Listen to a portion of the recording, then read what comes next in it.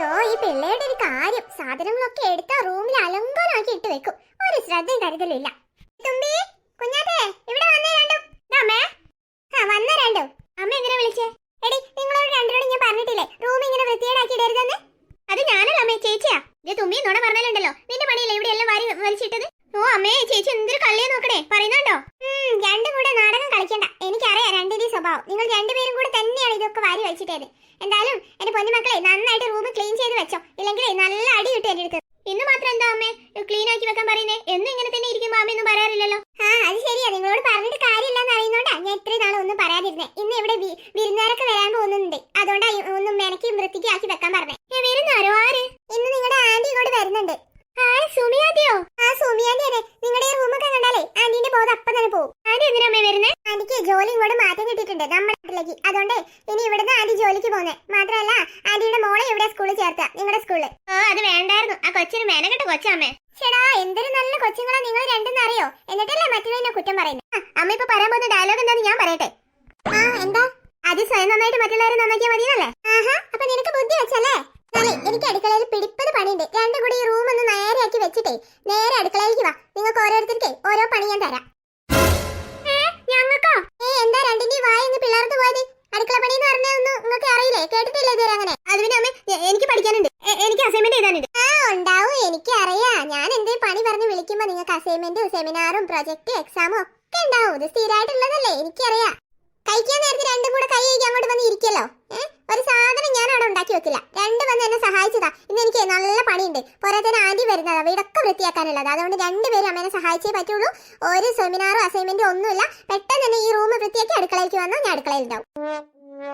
പണി പാളിയല്ലോ തുമ്പി, ഇനിയിപ്പോ എന്താ ചെയ്യാ? ഈ ആന്റിക്ക് വരാൻ കണ്ടൊരു നേരം.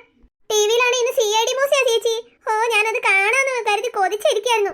CID മൂസി ഇന്ന് നശിപ്പിച്ചല്ലോ. ഈ സുമിയാന്റിക്ക് ഇന്ന് തന്നെ വരാൻ തോന്നിയല്ലോ. നമുക്ക് പെട്ടെന്ന് പോയിട്ടേ അമ്മേനെ എന്തെങ്കിലും ഒന്ന് ഹെൽപ്പ് ചെയ്ത് കൊടുത്തിട്ടേ ഓടി പോരാ, എന്നാലേ നമുക്ക് സിനിമ കാണാൻ പറ്റത്തുള്ളൂ.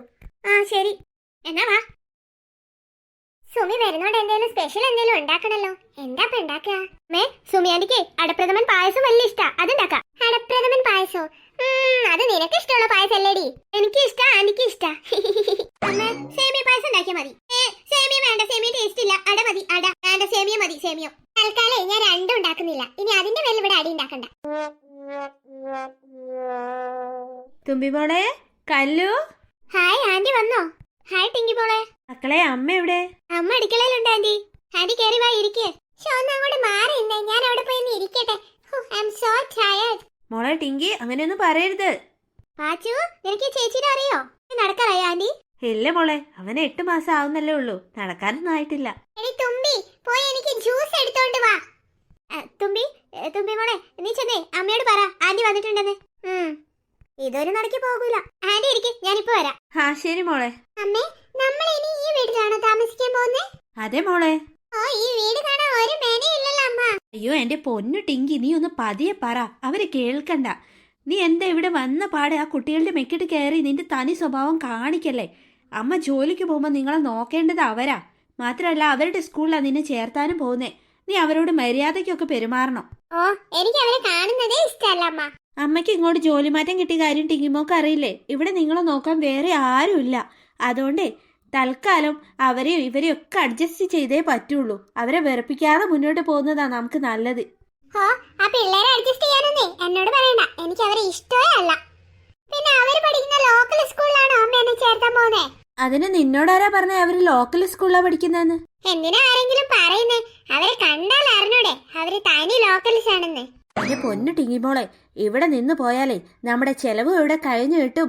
അത്യാവശ്യം കാര്യങ്ങളൊക്കെ ഇവര് നോക്കിക്കോളും. പിന്നെ നമുക്ക് കിട്ടുന്ന പൈസയൊക്കെ നമുക്ക് സേവ് ചെയ്യുകയും ചെയ്യാം. അതുകൊണ്ട് നീ ആയിട്ട് ഇവിടെ പ്രശ്നമൊന്നും ഉണ്ടാക്കരുത്. നീ നമ്മുടെ പാച്ചുവിനെ നോക്ക്, അവനൊരു പ്രശ്നമില്ല ഈ വീട്ടിൽ വന്നിട്ട്, കരയുന്നൊന്നുമില്ല. അതുപോലെ തന്നെ മോളും ഇവിടെ ഒരു പ്രശ്നം ഉണ്ടാക്കരുത് കേട്ടോ. സുമി, നിങ്ങൾ എത്തിയല്ലേ? ചേച്ചി, ഞങ്ങൾ ഇപ്പൊ വന്നതേ ഉള്ളൂ. ചേച്ചി അടുക്കളയിൽ ധൃതിപ്പെട്ട പണിയിലായിരുന്നു തോന്നുന്നു. ഞാൻ മീൻ മുറിക്കായിരുന്നു. അത് കഴിയാതെ ഇങ്ങോട്ട് ഓടി വരാനും പറ്റില്ലല്ലോ. ടിങ്കി മോളെ, എന്തൊക്കെയുണ്ട് വിശേഷം? പ്രത്യേകിച്ച് വിശേഷമൊന്നുമില്ല.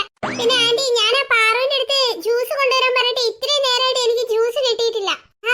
റെഡിയാക്കിക്കൊണ്ടിരിക്കാം മോളെ, ഇപ്പൊ കൊണ്ടുവരും. ചേച്ചി, എന്നാ ഞാനൊന്നേ പോയിട്ട് ഫ്രഷപ്പ് ആയിട്ട് വരാം.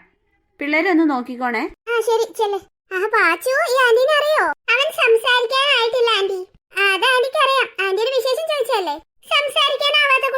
വിശേഷം ചോദിച്ചിട്ട് എന്ത് കാര്യം ആന്റി?